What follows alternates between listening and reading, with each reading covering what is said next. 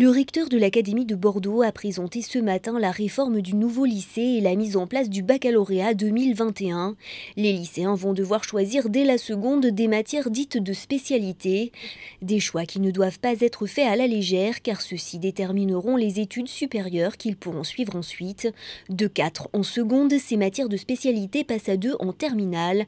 Mais pour les jeunes, ces choix impliquent très tôt d'envisager non seulement leurs études supérieures mais aussi leur avenir professionnel.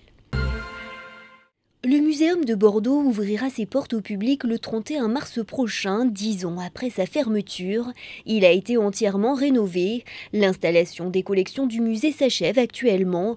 3500 spécimens seront exposés au public. À noter que de nouveaux espaces dédiés aux enfants ont été créés. Des plaques servant pour les échafaudages dérobées sur le pont de fer situé entre Cherves-Richemont et Saint-Sulpice de Cognac en Charente.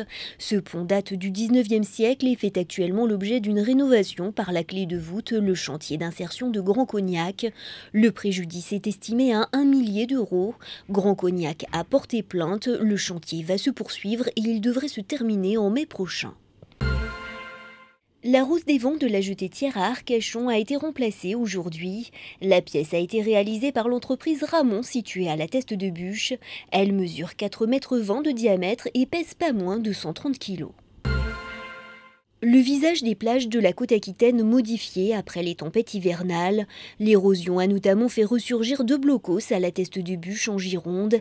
Ils étaient déjà apparus en 2002 et 2003 mais avaient été depuis entièrement recouverts par le sable. Ils appartiennent à la position numéro 48 du mur de l'Atlantique et ont été construits entre 1942 et 1944. La plage de la lagune quant à elle est à peine reconnaissable. Les chemins d'accès aboutissent désormais sur des falaises de sable de plusieurs mètres de haut. Ils seront donc modifiés pour l'été prochain.